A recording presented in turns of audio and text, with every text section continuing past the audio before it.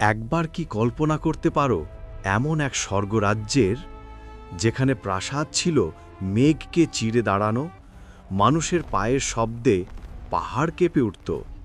তারা মনে করত তারা অজেয়, তাদের হাসি দিগন্ত পেরিয়ে যেত। কিন্তু শুধু একটা দিন, একটা নির্দেশ, এক ঝড় তাদের সব গর্ব, সব অহংকারকে মাটির নিচে চাপা দিয়ে যেন শূন্যে মিলিয়ে গেল। এটা শুধু কোনো পুরাণ কাহিনী নয়, এটা এক বিলুপ্ত জাতির রক্তমাখা ইতিহাস, যারা ছিল দৈত্যাকার, অট্টাহংকারী এবং চিরতরে বিলুপ্ত। আমি বলছি আদ জাতির কথা। তাদের ঠিকানা ছিল আরবের বুকে রুব আল খালি মরুর কিনারে আহকাফ নামক সেই রহস্যময় বালিয়াড়ি। কিন্তু এটা শুধু বালু ছিল না, এটা ছিল তাদের সাম্রাজ্যের ভিত্তি। তাদের শহরটির নামই ছিল এক আশ্চর্য, ইরাম জাতুল ইমাদ, অর্থাৎ স্তম্ভসমূহের শহর। শুনতে সাধারণ মনে হলেও এই স্তম্ভগুলো ছিল এমন সুউচ্চ যেন সেগুলো আকাশকে জিজ্ঞেস করত, তোমার সীমা কোথায়? তারা পাহাড় কেটে বানাতো অট্টালিকা, গড়ে তুলেছিল এক অবিশ্বাস্য সভ্যতা যা দেখে আজকের যুগের ইঞ্জিনিয়াররাও হতবাক। তারা ছিল শারীরিকভাবে অনেক শক্তিশালী।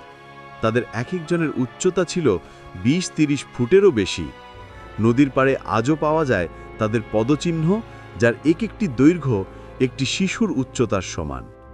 তাদের দরজা ছিল এত উঁচু যে একটি উট সহজেই তার উঁচু গলাও নিচু না করেই ঢুকে যেতে পারত।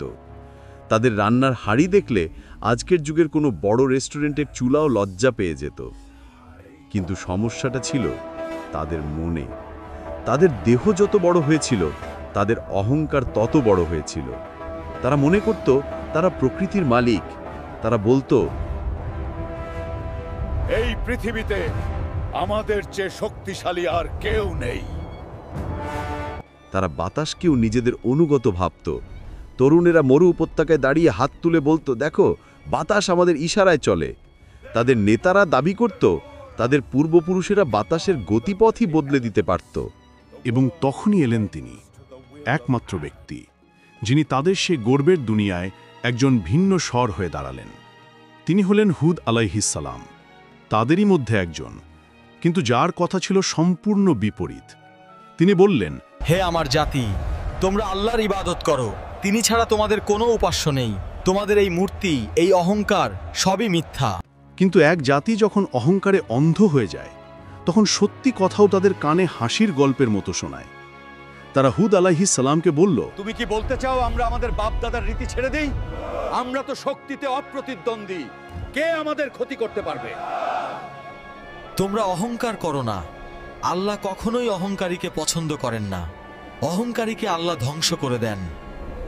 তাদের প্রধান সভায় যখন হুদ আলাইহিস সালাম সতর্ক করলেন এক ভয়াবহ আযাবের কথা, তখন তারা কেবল হাসল। তাদের নেতা বলল,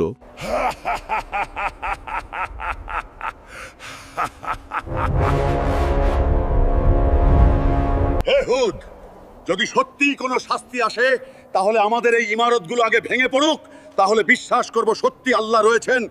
এরপর প্রকৃতি নিজেই কিছু অস্বাভাবিক সংকেত দিতে শুরু করল। এক রাতে আকাশ জুড়ে একটা রক্তলাল আভা, সঙ্গে এক গভীর গুঞ্জন, যা কোনো ঝড় বা বজ্রপাতের শব্দ নয়, বরং যেন কোনো সতর্ককারী ঘণ্টার ধ্বনি। আদ জাতি ভয় পেল না।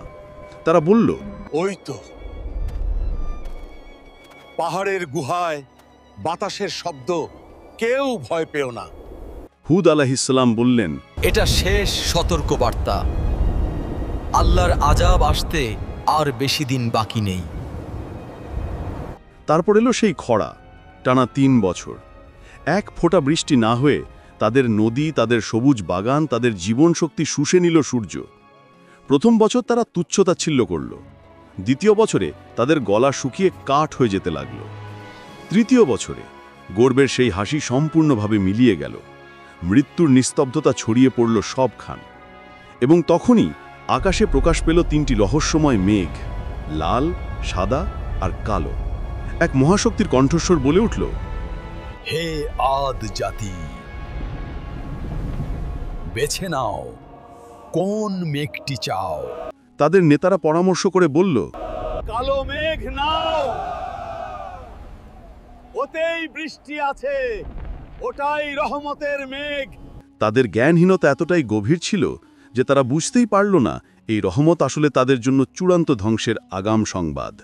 তারপর শুরু হলো সেই ধ্বংসলীলা, যা ইতিহাসে আজাবুল বায়ু বা বাতাসের শাস্তি নামে লেখা রয়েছে। প্রথমে এলো একটা শুষ্ক ঠান্ডা হাওয়া, গাছের পাতা নড়ল, আজ জাতি আনন্দে চিৎকার করে উঠল, বৃষ্টি আসছে, আমাদের রহমত আসছে। কিন্তু এটি ছিল শান্তির নিঃশ্বাস নয়, এটি ছিল মৃত্যুর দীর্ঘশ্বাস। দ্বিতীয় ঝাপটা ছিল ধ্বংসের শুরু। বাতাস এতই তীব্র হয়ে উঠল যে তা মাটি থেকে বালি, পাথর, এমনকি ছোট ছোট গাছও উপড়ে নিয়ে যেতে লাগল। তাদের সুসজ্জিত বাগান, তাদের মূর্তি, তাদের গর্বের প্রতীক, সব কিছুই যেন খেলনার মতো উড়ে গেল। রাতের বেলা তারা সন্তানদের বুকে চেপে ধরে চিৎকার করত, কিন্তু তাদের আর্তনাদ সেই দানবীয় বাতাসের শব্দের কাছে নগণ্য ছিল। আর তারপর এলো তৃতীয় ধাপ, চূড়ান্ত পরিণতি। বাতাস এত শক্তিশালী হয়ে উঠল যে তা তাদের দৈত্যাকার দেহগুলো মাটি থেকে উপড়ে নিয়ে যেতে লাগল। মানুষ যারা নিজেদের পাহাড় সমতুল্য ভাবত, তারা বাতাসে ভেসে যেতে লাগল ভাঙা খড়কুটোর মতো। তাদের আকাশ ছোঁয়া স্তম্ভ, তাদের ইমারত, সব কিছুই সেই প্রচণ্ড ঝড়ের সামনে ধুলোয় পরিণত হল। 7 রাত ও 8 দিন ধরে চলল এই ধ্বংসকাণ্ড। পৃথিবী কেঁপে উঠল, আকাশ গর্জিয়ে উঠল, আর আদ জাতির সব অস্তিত্ব মুছে দেওয়ার এক অস্বাভাবিক নীরবতায় শেষ হল সব। কিন্তু সেই ধ্বংসের মাঝেও ছিল এক ক্ষুদ্র আলো।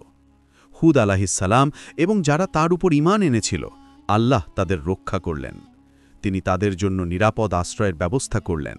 তারা দেখল কিভাবে এক গর্বিত জাতি তার অহংকারের কারণে বিলুপ্ত হয়ে গেল। আজ শতাব্দীর পর শতাব্দী পেরিয়ে গেছে।